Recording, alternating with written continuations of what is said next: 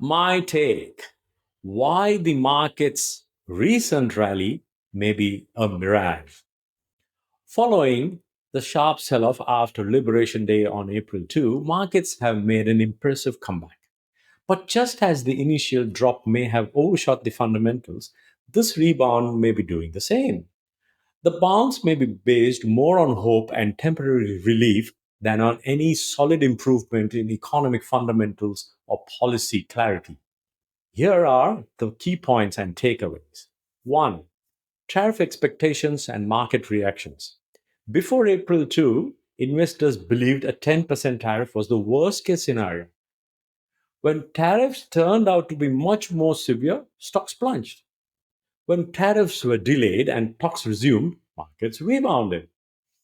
Investors recalibrated their outlook, now viewing a 10% tariff not as a worst case scenario, but as a tolerable baseline. Note, the 10% tariffs are still damaging to the trade. 2. False sense of security. Markets believe that Trump will back down if things get bad based on past behavior like delaying tariffs and backing off threats to fire Fed chair. This breeds complacency and underestimates tail risks like a severe trade disruption or financial stress. And number 3, time is running out. Trade negotiations take time and the 90-day delay is already ticking down. Real economic pain like inflation, supply chain disruptions may start to bite. Many countries face even higher tariffs, and China, arguably the most important trade partner, is barely engaged in meaningful talks. Hopefully, the latest lowered 80% tariffs on China by Trump and the ensuing weekend talks might still fructify. However, all three of these supports rest more on hope than evidence.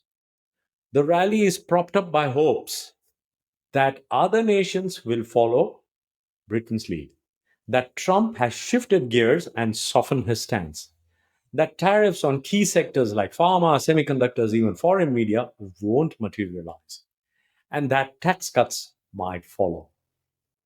Yet, none of these hopes are guaranteed or imminent.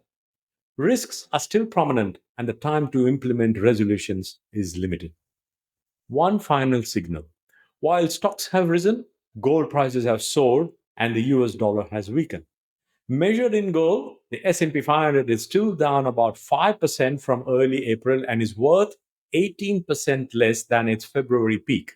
That tells a more cautious story, one of ongoing fear masked by surface level recovery.